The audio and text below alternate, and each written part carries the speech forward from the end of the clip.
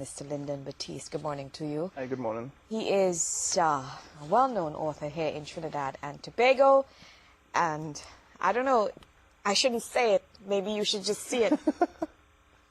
Well, what's wrong with saying, ooh, my testicles? Exactly. There's absolutely nothing wrong with saying, ooh, my testicles. And this is the latest from Lyndon Baptiste, born in Trinidad and Tobago, doing great stuff, and I'm quite anxious to hear and to learn what Ooh, My Testicles is all about. I'm sure you are as well. He's a software engineer, lecturer, and novelist who, thank goodness, writes for the fun of it.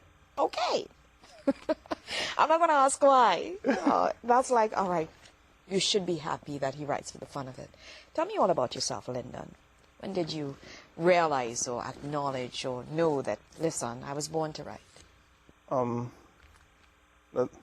Well, it was something that was always a passion, attempting short stories, longer stories, and never finishing them. And I remember the first story I did was a Western that got lost somewhere.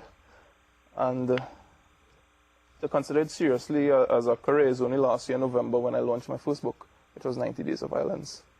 I've got that right here, actually, 90 Days of Violence by Lyndon Baptiste as well. I don't know if we can just take a shot of it, but...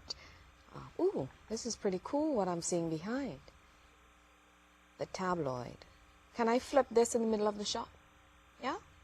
I can flip it. That's the back. What 90 Days of Violence. You have a lot of fiction behind events like kidnappings and bombings and how it all escalated. Yeah. I have a prototype prime minister in the story also. So prototype prime minister? So the first chapter is actually titled The Seventh Prime Minister. So it follows things from a political and grassroots and mafia-style story. Mafia-style story. Yeah. What was the response like to 90 Days of Violence? I have had a favorable response to some extent. A lot of people see the word violence on Trinidad and they get turned off from it. Because the thing is, you know, it's like right in the dark side of things. So some people are kind of adverse to it. Is there any particular reason why you chose 90 Days of Violence? What was the reasoning behind this? I wanted to take a lot of events and, you know, put a solid story into it, because I think sometimes a lot of things that happen in Trinidad gets lost. It's so hard to separate fact from fiction sometimes. You know, you hear, like, let's look at the bombings in Frederick Street and Port of Spain. Some of us have forgotten about that. But that's not something we really should forget. And Mr. Big coming out and no one knowing who Mr. Big is. So it's just my fiction behind it. Aram Hamad wasn't the loud, gesticulating man he had been on New Year's Day. Rather, his mood was pensive. He was a tall man who carried a couple extra pounds, with broad shoulders and the facial structure of a rounded horseshoe. Although his moustache had streaks of grey, his hair, which had begun to recede at the forehead, was jet black. Thin brows hung low over green eyes, short ellipses in his head. His most distinguishing features were a broad forehead and straight nose, the tip of which hooked over the whiskers above his mouth, the deep lines around high cheekbones signaled growing confusion, like a child lost in the plaza. The Syrian had been pacing the luxurious Persian-style bedroom since the wee hours of the morning. I can go on. The location is Mount Hope, the first forensic lab built in the Caribbean, a facility equipped with the latest technology that money could import. Few people knew the 150-square-foot lab existed. Ooh. Mistaking it for another abandoned section of the hospital. We need to read this book. Intrigue, drama.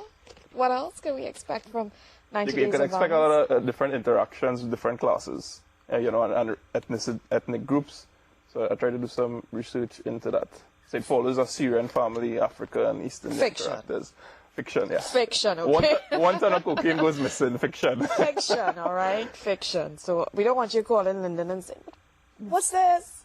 You know, fiction, right? I guess you can, whatever you get from it, that's entirely up to you. Of course, everyone is entitled to their own opinion.